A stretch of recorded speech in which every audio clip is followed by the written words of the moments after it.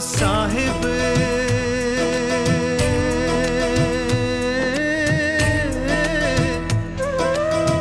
जग में महान है मेरा साहिब, जग में महान है। तेरे चरणों में मेरी जान है, मेरा साहिब सत्य समान है। मैं बंदगी साहिब की करूं, मेरा साहिब ही भगवान है। साहिब जग में महान है। साहिब बंदगी, साहिब बंदगी, साहिब बंदगी, साहिब बंदगी, साहिब बंदगी, साहिब बंदगी, साहिब बंदगी, साहिब बंदगी, साहिब बंदगी, साहिब बंदगी, साहिब मेरा बंदगी, साहिब, साहिब बंदगी, साहिब बंदगी, साहिब मेरा बंदगी, साहिब। बोले सद्गुरुदेव की। कुछ लोग अंदर की बात अंदर में खो जाए, ये सुनकर के सोचते हैं कि लक्ष्य की प्राप्ति हो गई। नहीं नहीं नहीं, वहाँ भी बड़ा भटकाव है। कोई भूसरी से चलता है, कोई खेचरी से, कोई चाचरी से, कोई अगोचरी से, कोई उन्मनी से, पर इनमें उन्मनी का स्थान उत्तम बताया गया है। राजा जनक उन्मनी मुद्रा के ज्ञाता थे। इस तरह साधक जब अपने अंतर में कुछ कुछ अनुभूतियाँ करता है तो कुछ वहीं रुक जाते हैं। साहब कह रहे नहीं, सुषमना का जिक्र तो साहब ने भी किया। जब लोग फिर साहब का हवाला देकर इसको सत्यापित करते हैं, स्थापित करते हैं, तो कहते हैं यही सत्य है। नहीं, पर मैं उनका ध्यान एक शब्द की तरफ ले जाना चाहता हूँ कि साहब ने कहीं भी अनहद शब्दों को स्थापित नहीं किया लक्ष्य के तौर पर। हाँ, एक माध्यम माना है। अगर वो स्थापित करते हैं तो एक शब्द इसकी साक्षी दे रहा है, जाप मरे अजपा मरे, अनहद भी मर जाए।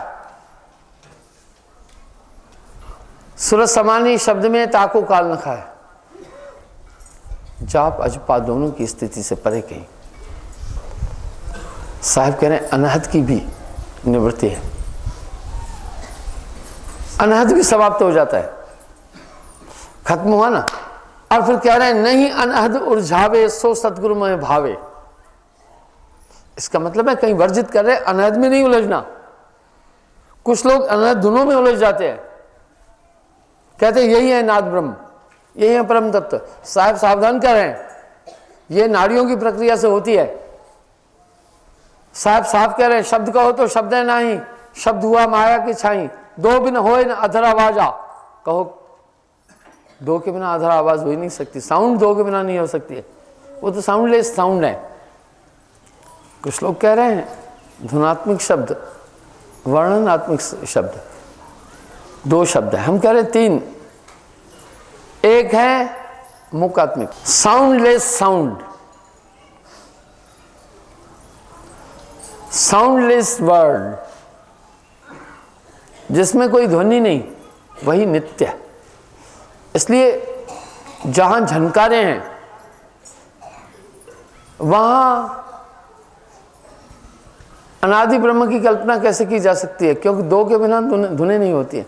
काफी लोग इन्हीं धुनों में उलझ जाते हैं। मुझसे भी आकर के बात कर, हाँ धुनों का प्रयोग हो, ये धुनें तो इस तरह से थोड़ा आपके कंसंट्रेशन में सहायक हो सकती है। जैसे एक बच्चे को पहले हम पढ़ाने के समय कहते हैं कहा से कमल, कहा से खरगोश, का एक माध्यम बनाया, कहा कमल नहीं है, न कमल क्या है, कहा से तो और भी कुछ हो सकता है, कहा का दायरा इतना सीमित नहीं है कमल तक। इसलिए केवल इन धुनों तक साधनाएं सीमित नहीं है। कुछ लोगों ने यहीं को लक्ष्य मान लिया, बस कहते धुन से। पर हाँ, इससे लाभ भी तो मिलेगा। फिर कुछ तर्क करते, भाई कबीर साहब बोल रहे हैं रस गगन गुफा में अजर झरे, साहब का एक शब्द है, इसका हवाला भी मुझे लोग देते हैं। कह रहे हैं भाई कबीर साहब वाणी में स्थापित कर रहे हैं रस गगन गुफा में अजर झरे। बंकनाल को गगन गुफा कहा। इंडा पिंगला जब लय हो जाती है, मध्य की नाड़ी सुषुम्ना खुलती है, बंक टेढ़े को कहते हैं, मस्तिष्क के क्षेत्र में जाकर टेढ़ी होती है, वहाँ एकाग्र हो जाए तो बाहर की धुनें, बाहर की आवाज़, बाहर के साउंड कमाते, और वहाँ गुंजायमानता और साउंडिंग और जिंगलमेंट ऑफ द वर्ड्स ज़्यादा हो जाती है। इसको बंकनाल कहा, रस गगन गुफा भी कहा। गगन की गुफा को पवन से साफ कर पल ही पल में ले अजूबा। कुछ लोग वहां पर ये तर्क देते हैं मुझे, कबीर साहब कह रहे हैं रस गगन गुफा में अजर झरे, बिन बाजा झनकार उठे तय समझ पड़े जब ध्यान धरे। युगन युगन की तृष्णा बुझाए कर्म भर्म अग व्याधि टरे। काम क्रोध लोभ मोह अहंकार पर भी नियंत्रण होने लग जाएगा। बिल्कुल ठीक है, वहां आपका ये बहुत काम करते हैं शब्द, पर जो शब्द आपको सुरती को पूर्ण चेतन करने वाला वो जिंगलमेंट ऑफ द वर्ड्स धुन नहीं है। शब्द बिन सूरत आंध्री कहो कहां को जाए। शब्द क्या? शब्द वो अनादि वो परम पुरुष को भी कहा, सतपुरुष को कहा है, जो धुने नहीं है। आप विचार करें साउंडिंग क्या है? साउंडिंग दो के बिना हो ही नहीं सकती है, इसलिए वो साउंडिंग नहीं हो सकता है। हाँ, ये वायु में साउंड नहीं है। कहीं पेड़ से टकराई तो पेड़ की पत्तियां साउंडिंग देने लगती है, कपड़ों से टकराई वो साउंडिंग आती है, जमीन में टकराई साउंडिंग आती है। वो इंटैक्ट होती है जब तब साउंड है। हवा खुद साउंड नहीं है, पर जब किसी चीज से टकरा जाती है तब साउंड उत्पन्न हो जाती है। इस तरह हवा तो साउंड लेस है।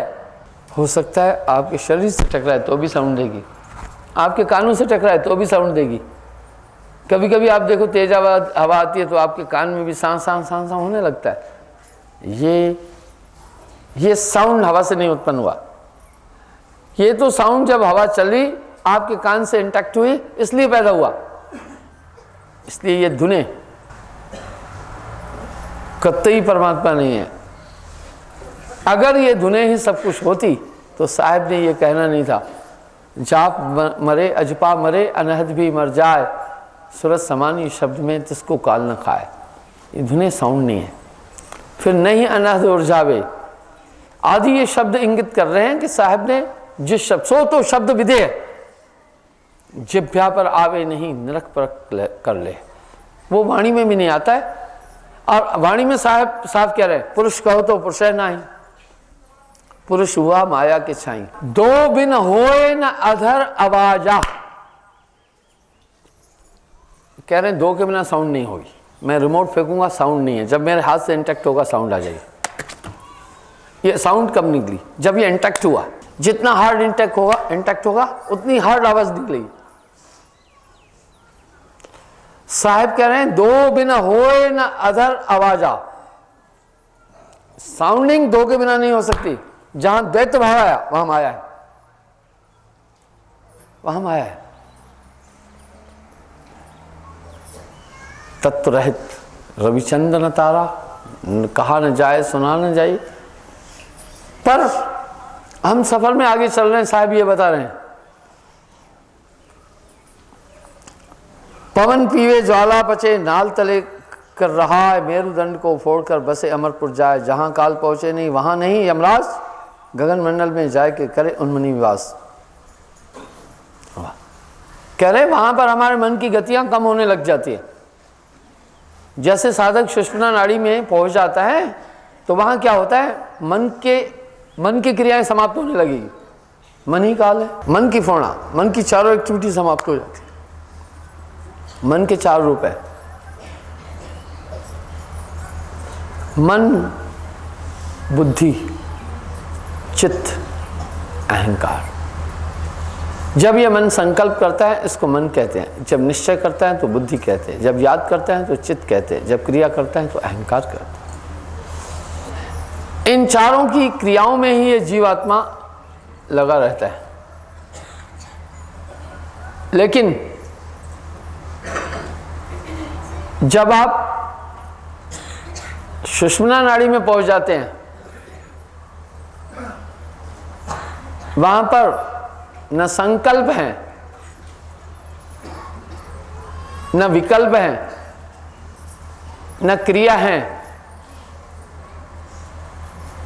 न स्मृति,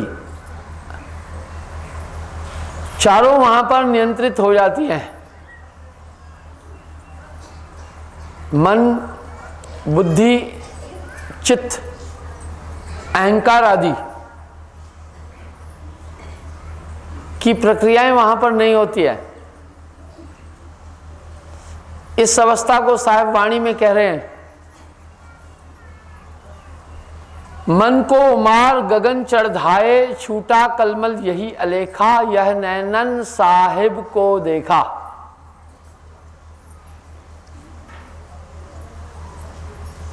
और तेरा बैरी कोई नहीं, तेरा बैरी मन। साहिब कह रहे हैं वहां काल, मन ही आए काल कराला। मन की पूर्ण ही नहीं होती है उस पॉइंट पर पहुंच करके। जहां काल नहीं जावही, छूटे सकल संताप, होय उन्मनी लोन मन, तहां विराजे आप। तीन बंद लगा के पांचों वायु को साथ, सुखमन मार्ग होकर देख अलग अगाध। वाह साहब, बड़ा सहज रास्ता बता रहे। ये पांचों वायु कौन सी? 5 महाप्राण है, 5 उपप्राण है। 5 महाप्राण है अपान, उदान, प्राण, समान, सर्वतन बयान। ये 5 महाप्राण हैं। साहब कह रहे हैं इन पांचों को साथ करके सुषुम्ना नाड़ी के अंदर समा दो, तब शरीर सीज होने लग जाएगा। कह रहे हैं आसन पद्म लगाए के, पद्मासन की अवस्था में हमारा मेरुदंड सीधा हो जाता है। मेरुदंड साध, अगर ये मेरुदंड रीढ़ की हड्डी झुकी होगी तो दसम द्वार किसी भी अवस्था में खुल नहीं सकता है। आगे कह रहे हैं ईंडा पिंगला साध कर सुषुम्ना में कर वास। अब भाई ईंडा पिंगला कैसे साधे? इस बात को नानक देव जी ने भी अपनी वाणी में अच्छी तरह से कहा।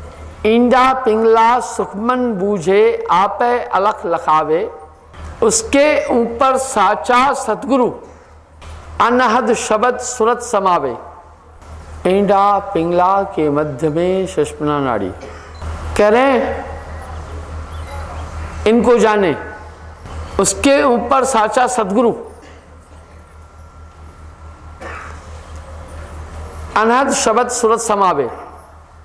वाह, ईंडा पिंगला में रहस्य है। पर ईंडा पिंगला लय होते ही सुषुम्ना का सृजन होता है। पर अगर कोई कहे ईंडा पिंगला ही मुक्ति का द्वार है तो यहां भूल है। कुछ तो ईंडा पिंगला से ध्यान करके खष्टम चक्र पे भी चले जाते हैं। एक प्राणायामी भी तो प्राणों का आयाम कर रहा है, लेकिन संत का मता अगाध, वो कहीं इससे बहुत आगे जाकर के अपने लक्ष्य की बात करता है।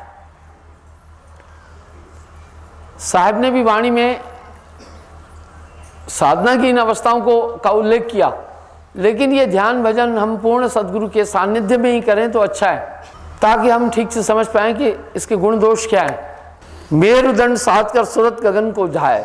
वाह, एक जगह और भी साहब इस ध्यान करने के सूत्र को, सुषुम्ना नाड़ी के खोलने के सूत्र को बोल रहे हैं। सकल पसारा मेट कर, मन पवना कर एक, ऊंची तानो सुरत को, तन देखो पुरुष अलेख।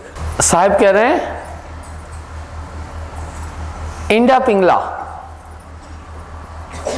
सुखमना सम करे, अर्ध और उर्ध विच ध्यान लावे, कहे कबीर सो संत निर्भय हुआ, जन्म और मरण का भरम भाने।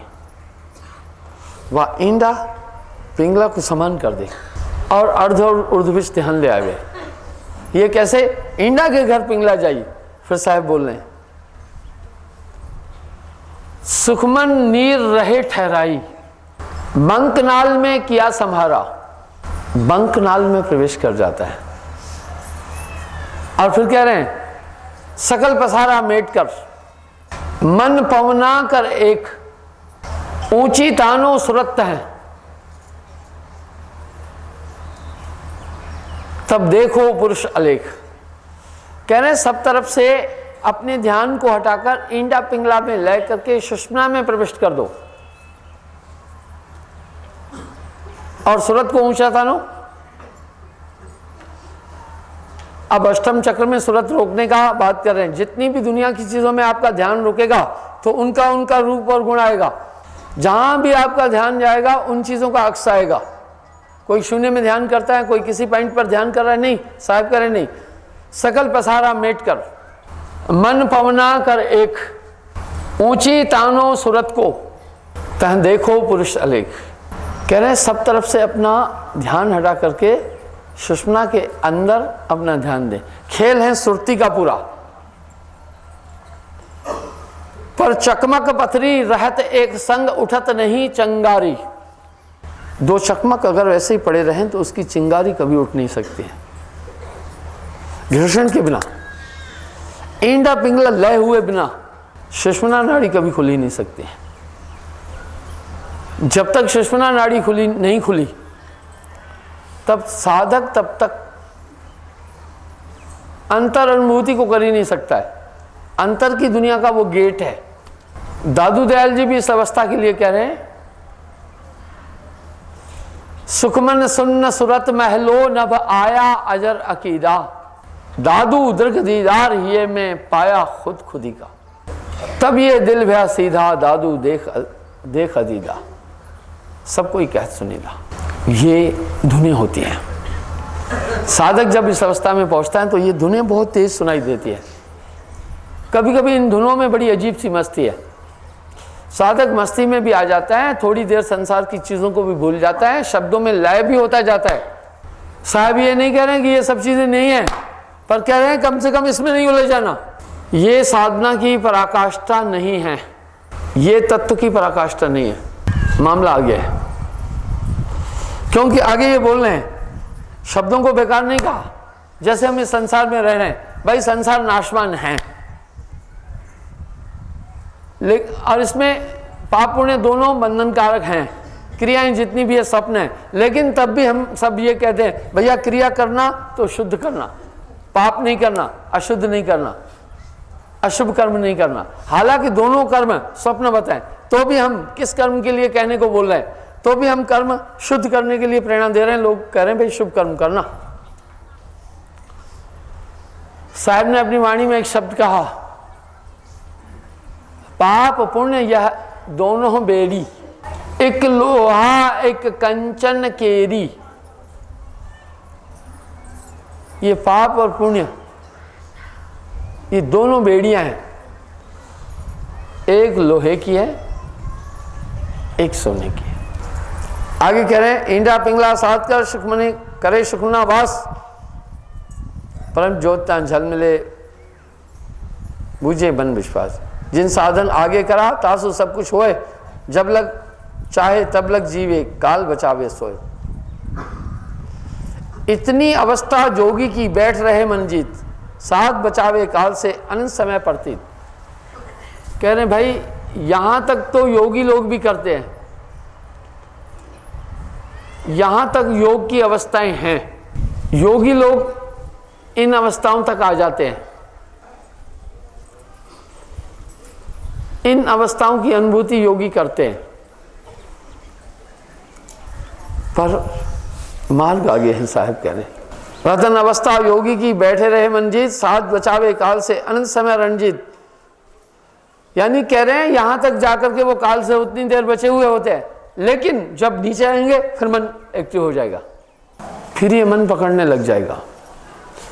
पर संतत्व की धारा अनंत काल के लिए आपको काल पुरुष के दायरे से बाहर कर लेती है। इसलिए साहब एक सुंदर शब्द कह रहे हैं, जैसे कोई आदमी तैरना नहीं जानता है और गिर पड़े कहीं कुएं में, उस समय सोचे कि अब मैं तैरूं, तो फिर हाथ पांव मार मार के डूबेगा ही। डूबने वाला भी हाथ पांव मारता है और तैरने वाला भी हाथ पांव मारता है, तब वो डूबेगा ही। डूबने के अलावा उसके पास कोई साधन नहीं है। पहले अगर जानता है तो गिर पड़ा तो तैरने लग जाएगा। इस तरह साहब वाणी में एक बात भी कह रहे हैं, कमाई की बात नहीं कर रहे हैं। रस गगन गुफा में अजर झरे, बिन बाजा झनकार उठे तो समझ पड़े जब ध्यान धरे। युगन युगन की तृष्णा बुझाए, कर्म भर्म अग व्याध टरे। कहत कबीर सुनो भाई साहब, अमर होए कभू न मरे। वाह, पर समझ पड़े एक शब्द आ रहा है, तब जब ध्यान धरे। साहिब मेरा